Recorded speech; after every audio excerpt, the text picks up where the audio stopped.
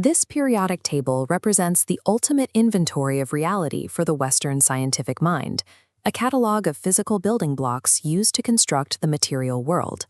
Applying this materialist framework to Eastern metaphysics creates an immediate structural misunderstanding of the cosmic order. Sanskrit contains no term that precisely translates to the modern concept of matter. The concept is missing from the traditional vocabulary.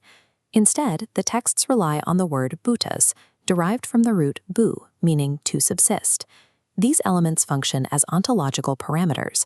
They are the specific conditions and limits that define existence in a corporeal state. Hindu cosmology defines these elements as the outer boundaries of manifestation. Understanding this system requires treating them as the limits of a field, rather than the components of a mixture. Creation is viewed here as a downward manifestation. It is a descent from a pure, unconditioned principle into increasingly constrained forms. We can map these constraints using a wireframe sphere. It illustrates the totality of the manifested cosmos and the spatial limits of existence.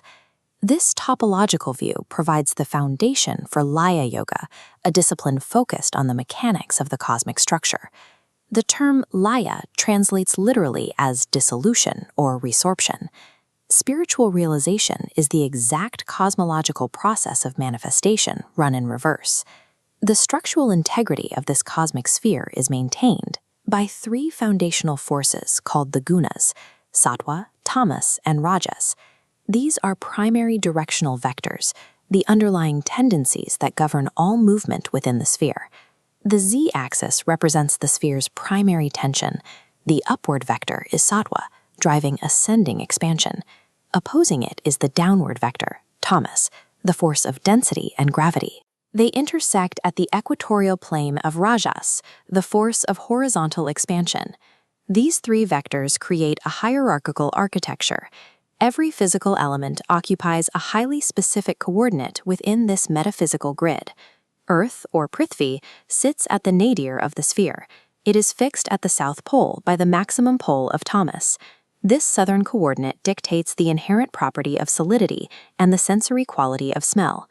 The lower hemisphere contains the element of water. Its nature is a resultant diagonal vector, combining downward density with horizontal flow. Along the equatorial plane sits air, vayu. This is the point of balance where transverse movement neutralizes the tension between up and down. The upper hemisphere is the domain of fire. The upward pole of sattva acts upon horizontal expansion to produce light and heat.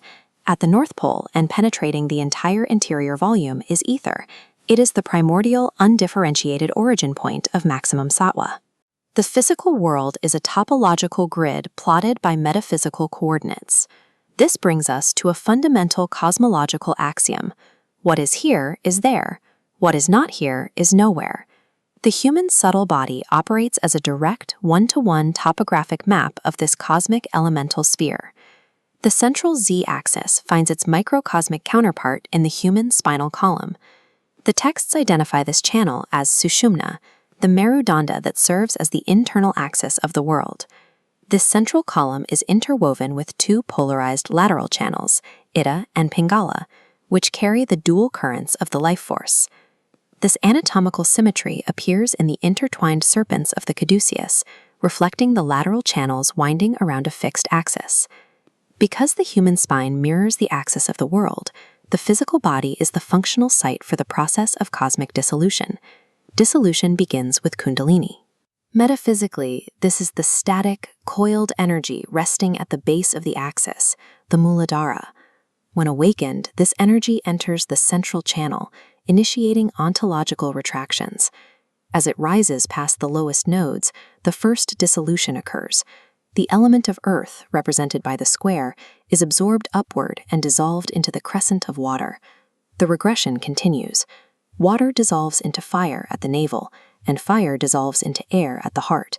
All elements collapse into a point at the throat. Here, air dissolves into ether, compressing the entirety of physical space. Laya Yoga is the systematic erasure of the ego's physical coordinates. Once the elements are fully dissolved, the Jivatma, the individual localized ego, ceases to exist as a separate entity. The energy arrives at the crown, the Sahasrara. This is the realm of the unconditioned self, the Atma. At this point, awareness sheds the last vestiges of spatial limitation. It expands into the 1,000 petals of the crown, the sum of all phonetic possibilities, where every potential sound and form exist simultaneously. This realization transcends all physical topography and all forms of worldly action. Profound stillness and detachment define this state. It is a total withdrawal from action, embodied in the posture of the meditating Shiva. Spiritual liberation is a final exit from the spherical coordinates of manifestation. René Guénon corrects a frequent mistranslation that reduces dharma to a mere societal law or moral duty. The etymology points elsewhere. It derives from the root dri, meaning to maintain, and shares its origin with dhruva, the word for the pole.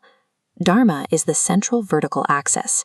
It remains rigid and still, dictating the rapid rotation of the spherical grid spinning around it.